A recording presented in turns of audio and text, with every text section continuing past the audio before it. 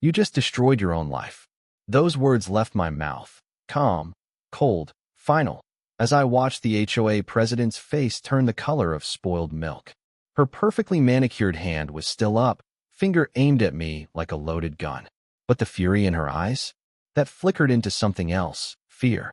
Behind her, the crowd of homeowners sat frozen, every phone out, catching every shaky breath she took. On the projector behind us, the live stream counter ticked up and up. But, hang on, let me back up a sec.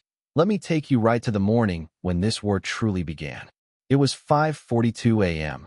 I was out on my dock, coffee steaming in my hands, mist rolling across Clearwater Lake like the whole world was holding its breath. There was this deep pine scent, mallards calling from somewhere out in the fog, and not a single soul around but me and the water. That hour belonged to nobody, nobody but me. The lodge behind me glowed with the soft gold from an old oil lamp in the window. My grandfather built this place by hand back in '68, and after he passed, I spent 8 years keeping it alive. That morning, I heard the engines, 7 of them, roaring through the silence like a pack of wolves. I didn't move. I just sat, counting heartbeats, listening to gravel crunch under tires. Then, the iron gate I'd left unlocked sang out on its hinges, metal on metal. Then, dead quiet. And then, one by one, 7 doors slammed. I didn't even flinch, didn't have to. I'd been prepping for this, 8 months coming. So, I stood up, turned around, and there they were, 7 black SUVs, parked in a perfect semicircle like they'd come for a siege. Vivian Hargrove led the pack, heels sharp enough to kill, designer suit that probably cost more than my truck, sunglasses on even though the sun wasn't up. 4 board members trailed her, plus a guy with a video camera and a lawyer with a fancy portfolio.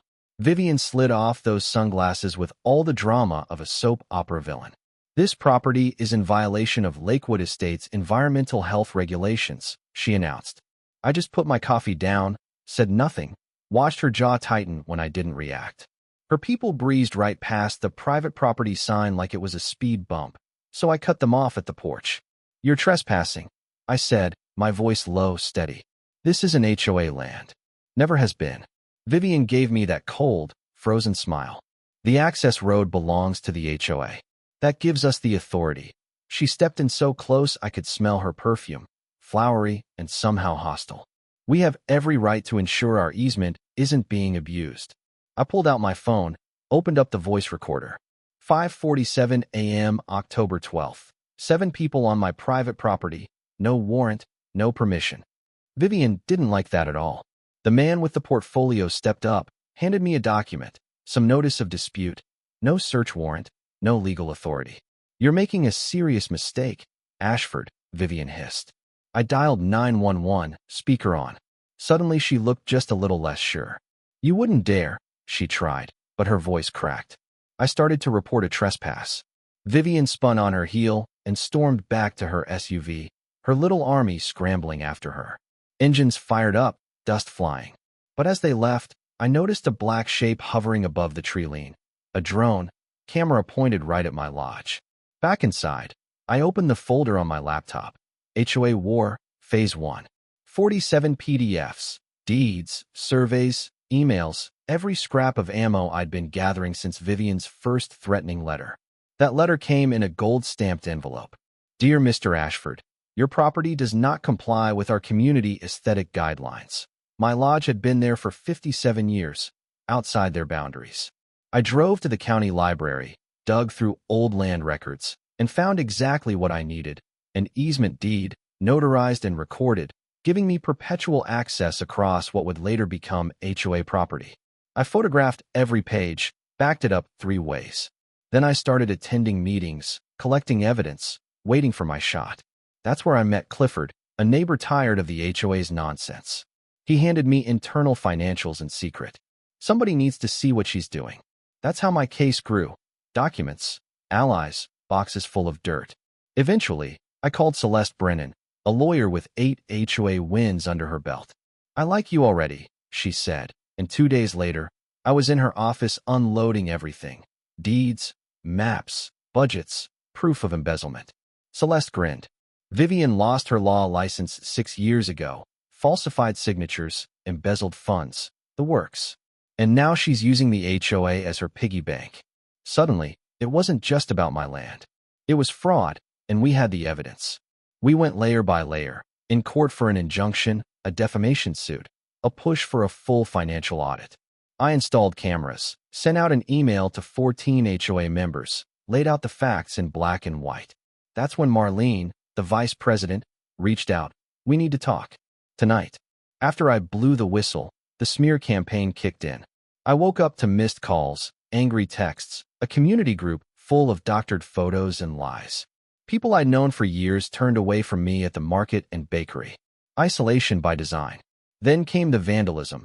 My tires, my signs, all targeted at night. But the cameras caught Vivian's son, Ethan, red-handed with the spray paint. I sent the footage straight to Celeste and the sheriff's office.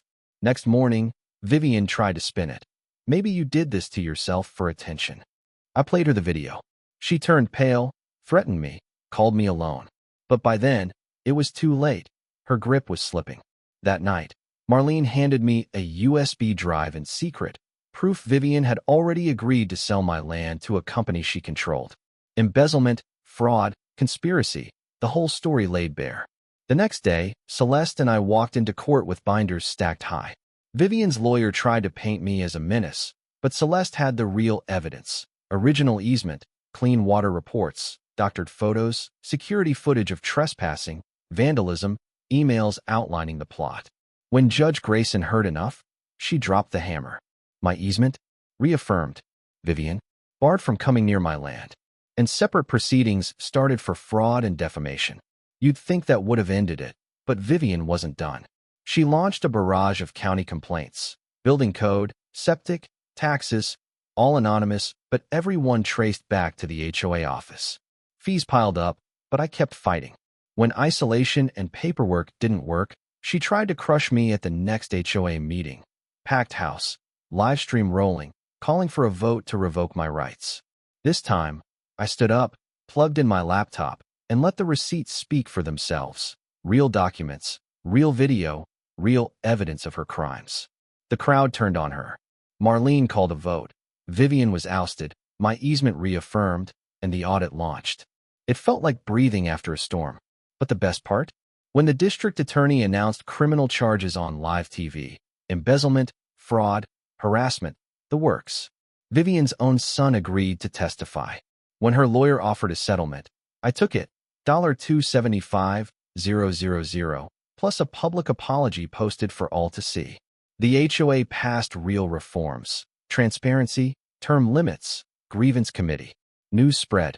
Other HOAs copied our changes, calling it the Lakewood model. Messages poured in, people across the country, thanking me, telling me their own stories, saying my fight gave them courage. The final hearing came and went. Vivian was a shell of her old self.